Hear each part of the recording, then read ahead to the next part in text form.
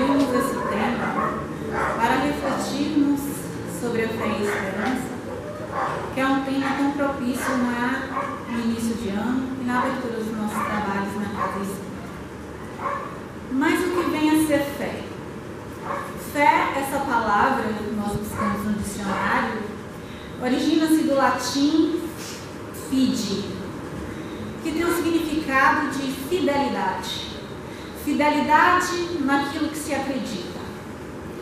Então, fé é a firme opinião de que algo seja verdade, pela absoluta confiança que se tem naquilo que nós acreditamos e naquilo que nós desejamos. Em Hebreus 11, diz que fé é a convicção de fatos que não se veem e que não se ouvem. Já a esperança é esse estado de ânimo que acompanha a fé. Esse estado de otimismo são duas companheiras inseparáveis, já que aquele que tem fé tem esperança. Podemos assim comparar a esperança como se fosse um sol, com sua luz radiante e poderosa, ilumina, reflete na lua, que pode ser comparada à esperança. Nessa mesma analogia, podemos dizer que Jesus poderia ser representa o sol, com seu sentimento de fé exemplificado a todos nós, irradiava na sua vivência a esperança em todos os seus discípulos. Então, a fé, essa fé absoluta, quem tinha era Jesus, e tem. Mas os seus discípulos tinham esperança. A fé dos discípulos era meio que vacilante. Tanto é que a gente encontra vários episódios nos relatos bíblicos de Jesus chamando-nos a atenção para que tivéssemos fé. Num desses episódios mesmo, em que se encontravam num barco em alto mar, Jesus e seus discípulos. E veio uma tempestade de ondas muito altas cobrindo o barco. E nisso os discípulos ficaram muito desesperados, apavorados. Enquanto isso, Jesus dormia tranquilamente no canto do barco. E eles, com muito medo, apavorados, foram acordar o mestre. Acordaram Jesus. Jesus, ele acordou tranquilamente e disse aos seus discípulos: por que tens medo, homens de pouca fé? Nós somos como os discípulos. Nós ainda temos muito pouca fé. E para viver é preciso coragem. Para enfrentar as tempestades da vida, que muitas vezes vêm em nossa vida, as dificuldades, as expiações que são necessárias, de acordo com a lei de causa e efeito, é necessário coragem. É necessário lutar para superar essas dificuldades. Mas às vezes a gente já fez de tudo o que nós podíamos, mas as questões não se resolveram. E é nesse momento que chamamos pelo Mestre Jesus, o Mestre que acalma as tempestades, para acalmar o nosso coração e nos dar forças, coragem para prosseguir meio às atribulações. Outro episódio em que Jesus ele nos convoca para que tenhamos fé é no episódio episódio em que Jesus ele fala o seguinte: se dissestes de todo o coração a uma montanha, erga-te, sai daqui e vai para ali, se acreditardes de todo o coração, assim será feito. Quando Jesus ele utiliza essa simbologia da montanha, porque a montanha é algo gigantesco, ele se refere aos problemas gigantescos que de quando em quando aparecem em nossas vidas.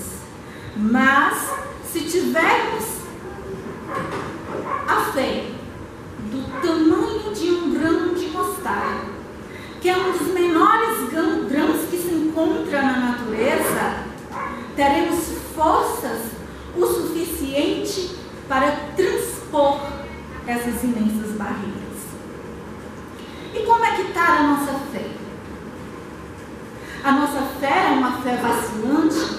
Nós temos essa fé absoluta, essa confiança absoluta em Deus, de que Deus olha por nós, de que Ele está em nossa vida e que Ele está nos direcionando. Nós temos essa confiança absoluta em Deus e ao mesmo tempo nós temos essa fé, essa confiança em nós, em nosso potencial, em nossa capacidade de superar os obstáculos, de fazer as coisas. Muitas vezes a gente tem medo de viver. E quando um problema vem, quantas pessoas a gente não observa que transfere esse problema para o outro, quer que o outro resolva, como se o fardo fosse do outro, faltando-lhes a coragem para viver. E quando nós pensamos dessa forma, temos essa imagem negativa, dessa falta de fé, isso vai criando um tipo de energia negativa que nos paralisa diante da vida. Porque a energia da fé é uma energia que nos impulsiona para frente, que nos faz agir, que nos dá coragem para fazer, que nos faz agir. E quando nos falta essa energia, nos paralisa diante da vida. Parece que a nossa vida não anda. Parece que a gente não provoca transformações íntimas. E a vida fica na mesmice, por não acreditarmos, ter essa fé em nós. Essa energia poderosa que Leon Denis chamou no livro do Invisível, no livro Invisível, de magnetismo. Essa energia da fé, essa energia psíquica, capaz de realizar grandes feitos que na época de Jesus eram chamados de milagres e que hoje perfeitamente a gente compreende pelo Espiritismo, pela nossa doutrina, que se tivermos fé poderíamos também realizar. Numa de suas palestras no YouTube, Haroldo Dutra, esse exímio palestrante espírita, ele faz a seguinte reflexão sobre a fé. Que quando Jesus, ele nos disse que se tivéssemos fé, poderíamos fazer grandes feitos, Jesus não estava se referindo a ele se ele tivesse fé. Porque Jesus, ele faz coisas magníficas. Mas em relação a nós, se nós tivéssemos a fé, a consciência desse poder, poderíamos fazer grandes coisas e até curar. Mas como já foi dito, muitas vezes falta esse sentimento de fé, essa consciência desse poder da fé. E com o estudo da doutrina espírita, a gente vai aprendendo com os nossos pensamentos onde é que nós estamos direcionando a fé, a nossa credibilidade. Será que é em coisas negativas ou será que é em coisas positivas, o nosso lado positivo? Para onde poderosa. E a gente aprende também com os estudos da doutrina que pensamento é realidade. Nós somos aquilo que pensamos. A nossa vida é e está de acordo com o que a gente pensa. Então, é o momento de a gente fazer um mergulho dentro de nós e sondar como é que está o nosso íntimo, os nossos pensamentos, a nossa forma de nos ver, a forma de ver a vida. A nossa conexão, a nossa ligação com Deus, como é que está? Porque de repente, muitos de nós andam com esses sentimentos, às vezes, perturbadores, de sentimentos inferiores, de sentimentos de autoculpa.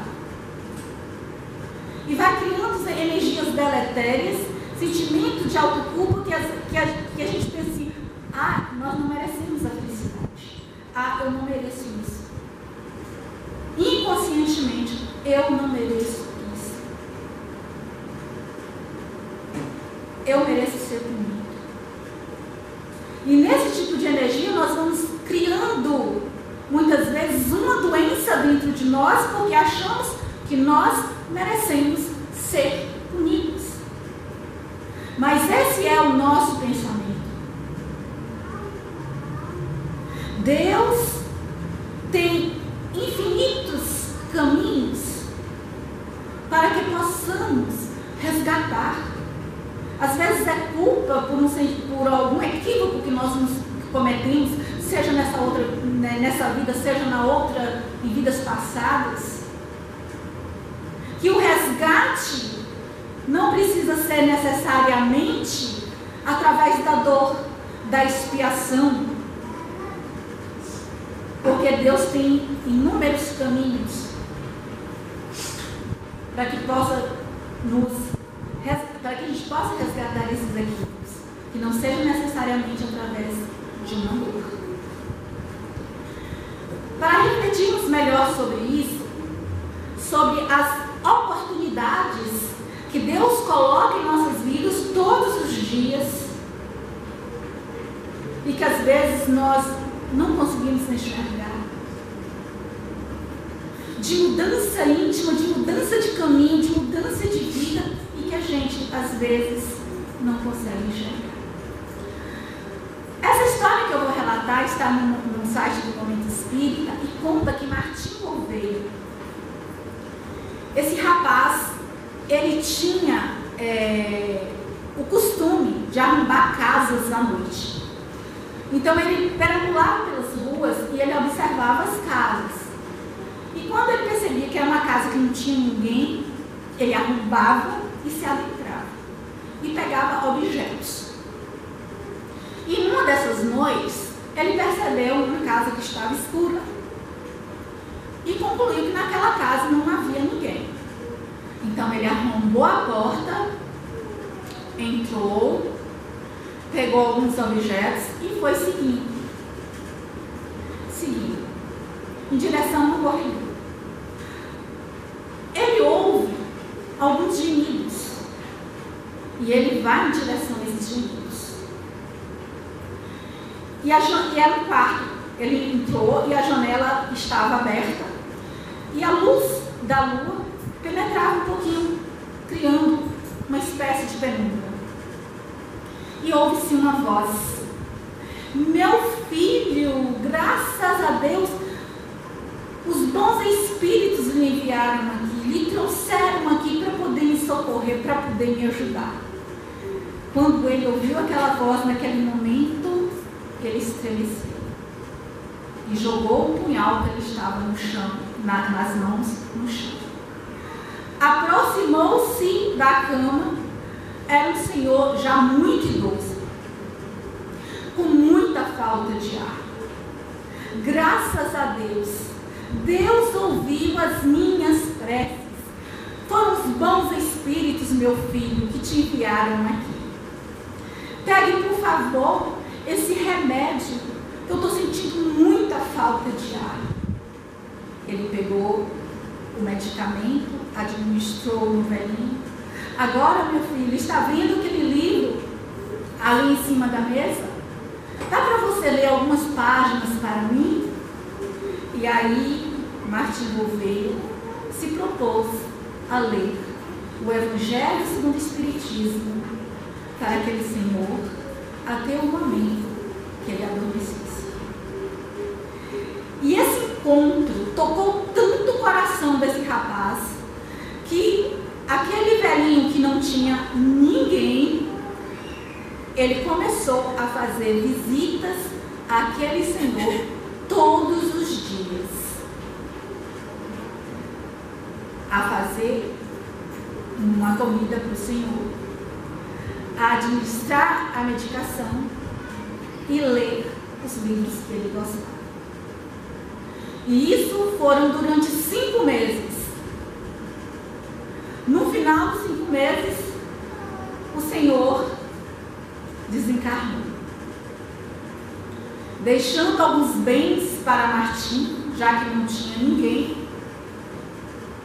E aquele encontro de fé daquele senhor foi capaz de transformar a vida daquele jovem. A fé colocada nas orações daquele senhor fez com que os espíritos bondosos ouvissem aquela oração, guiasse aquele jovem, porque sabia do desfecho da história e principalmente porque conhecia o coração de um e de outro. A força da fé que arrancou a violência das mãos daquele rapaz e o transformou. E a gente pode refletir que com a nossa fé nós podemos ajudar muitas pessoas que cruzam o nosso caminho, seja na nossa família, sejam as pessoas que não pertencem à nossa família. Outras vezes somos nós próprios que precisamos de ajuda. E essa ajuda vem de mãos de pessoas que menos cogitamos e que às vezes nós nem conhecemos. A fé tem podemos dizer que duas situações. Primeiro, a fé, ela é paciente. Quem tem fé, tem calma. Quem tem fé, tem paciência. Porque a fé é fundamentada na razão da compreensão das coisas, de que tudo acontece não no nosso tempo. Não adianta querer e se desesperar. Acontece no tempo de Deus. Porque Deus sabe de todas as coisas, sabe o tempo certo, e sabe do que a gente precisa, e sabe o momento certo para acontecer. Então a fé é perseverante e é calma, tranquila e paciente. E aguarda tranquilamente o tempo das coisas. O que a gente aprende também sobre a fé é que a fé, ela é fundamentada, ela é baseada nas experiências de vida que nós passamos, nas expiações que nós já passamos, nas dificuldades que nós já passamos. E quando a gente olha para trás, o nosso sentimento de fé nós superamos. E isso fortalece mais ainda a nossa fé, na nossa capacidade de superação, na nossa capacidade de transformação.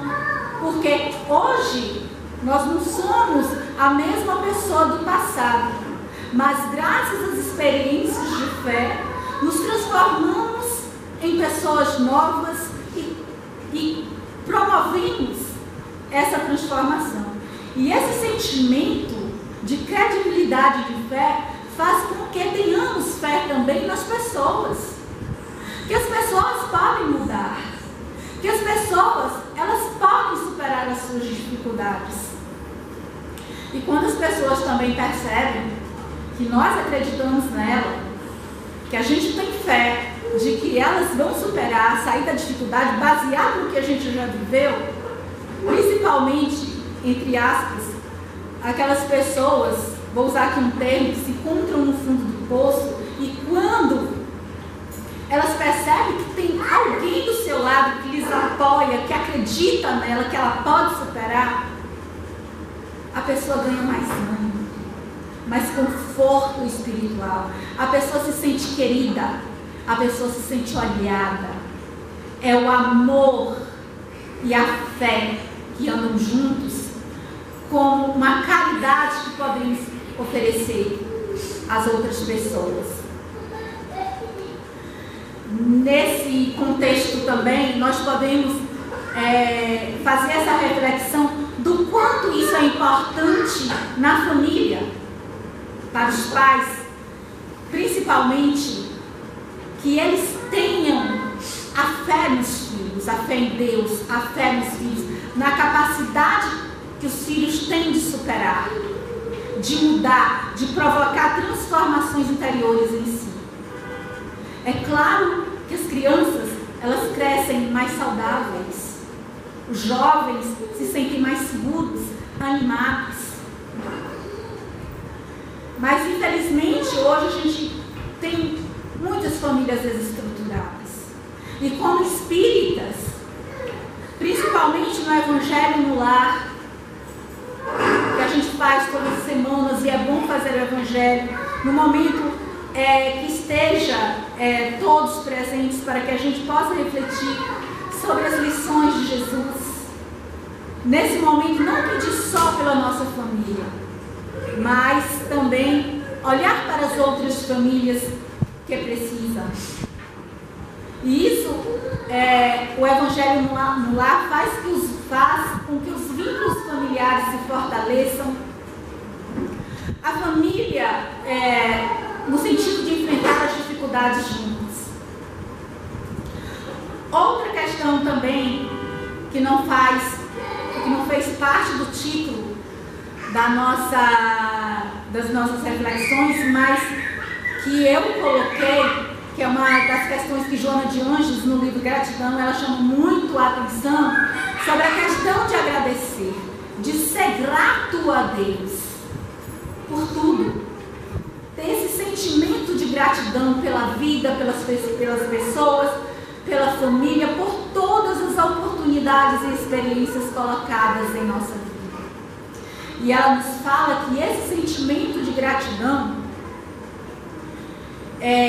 proporciona bem-estar, tanto a estrutura espiritual como a estrutura física. Então, esse sentimento de gratidão, ele deve fazer parte constantemente de nossas vidas, desde o momento que a gente abre os olhos, desde o momento em que amanhece o dia. A primeira coisa que se deve vir na cabeça do cristão, do espírita, é esse sentimento de gratidão a Deus por mais um dia de estar encarnado aqui na Terra. Sobre essa questão da gratidão, também gostaríamos de contar aqui uma história que diz o seguinte: que um senhor, ele era gari numa determinada cidade, muito aguentado e já com uma idade avançada. Esse senhor fazia limpeza do jardim da cidade, e esse jardim da cidade tinha um lago, e essa cidade era muito fria. Logo de manhã, quando ele estava fazendo a limpeza, ele ouve uns gritos que vinham em direção ao lago, e ele olha, era uma criança se debatendo, se afogando. E nisso as pessoas que estavam passando por ali se aproximaram, mas como a cidade era muito, muito fria, as pessoas ficavam ali olhando e pareciam que elas não tomavam a atitude de salvar aquela criança que estava se afogando.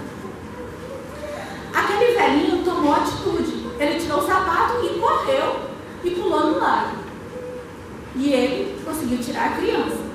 No que ele saiu do lar, ele já caiu desfalecido, porque estava muito doente. E ali chamaram o socorro, vieram socorrer o velhinho, colocar na ambulância e tal, e a criança estava muito bem. Nisso a mãe da criança, ela chega muito apavorada,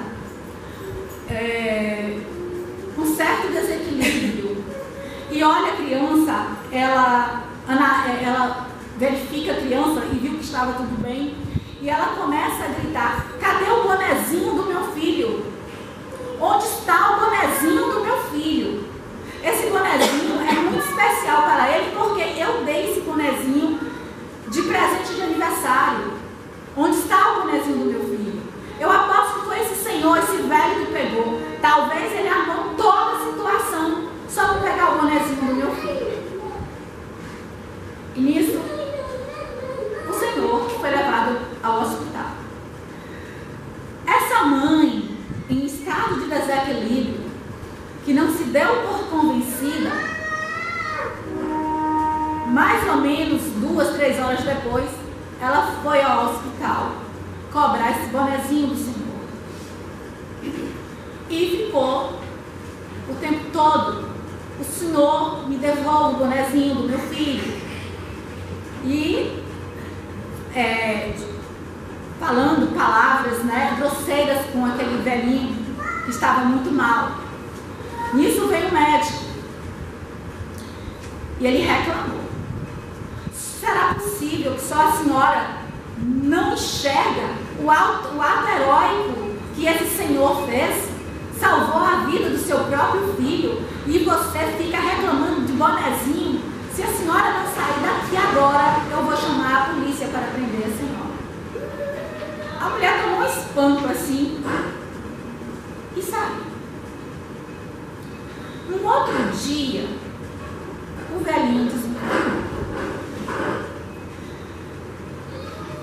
E muitas pessoas da cidade fizeram homenagens a ele, colocaram muitas flores no jardim em que ele limpava e muitas cartas de agradecimento. Então, será que muitas vezes nós não estamos agindo como essa senhora?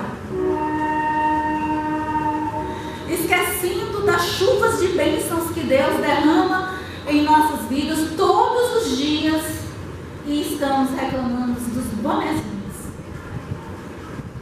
das quinquinharias, dos pequenos detalhes, das pequenas coisas que nos acontecem, que nós não temos, esquecendo de olhar a grandiosidade da vida e focamos o olhar apenas nessas coisas que não têm grande importância e que não é essencial para nós. Então, que a gente possa olhar, tem um olhar para a vida, por todas essas oportunidades que Deus coloca. Ser grato pela nossa família, pela nossa saúde, pelos amigos, por todas as pessoas que nos amam. Abençoar, pedir a Deus para abençoar também a vida daqueles que se dizem os nossos inimigos. E não é agradecer, pedir obrigado, porque agradecimento é um sentimento. E nós podemos manifestar isso através de gestos, através de palavras, através de gestos de carinho para as pessoas que nos amam, através de sentimento de amor, de caridade, de fidelidade, lealdade a todas as pessoas que estão no nosso caminho. Esse ano, que é início do ano, é muito comum a gente fazer uma reflexão do que foi feito no ano passado, do que nós realizamos. E traçamos muitas vezes metas para esse novo ano. Que não esqueçamos de colocar em nossa vida esse sentimento de gratidão por tudo exercitar a fé em nossos corações, para que a esperança venha fazer parte de nossas vidas, para que levemos assim uma vida de ânimo, com mais leveza, com mais força, com mais coragem. E colocar também em nossa vida uma palavrinha, que é também um grande companheiro, um grande amigo em todas as horas: o silêncio. O silêncio, silenciar para fazer esse mergulho íntimo em nós, para auto nos conhecer, para identificar aquilo que em nós precisa ser modificado. Porque cada um de nós temos algo que a gente não gosta. Em questão espiritual, em questão moral. Seja orgulho, seja egoísmo, seja vaidade, seja ciúme, seja inveja. Tem algo que a gente não gosta. Então esses silêncios servem para a gente perceber aquilo que nos incomoda. E por que não colocar aquilo que nos incomoda como uma meta para ser trabalhado constantemente todos os dias do ano? E levar a sério. Que com certeza ao findar o ano a gente vai perceber que a gente está um pouquinho melhor. Colocar o silêncio muitas vezes em nossas palavras, porque evita muitas discussões desnecessárias. E, por último, o silêncio em nossos projetos mais íntimos, em nossos desejos mais íntimos. Não estão concretizados ainda. Que fique entre nós e Deus. E que esse ano possamos entrar com muita fé e com muita esperança de que tudo vai dar certo. Muito obrigada a todos pela respeitosa atenção. Boa noite. E um ano de 2023 com muita paz e com muita saúde para todos nós.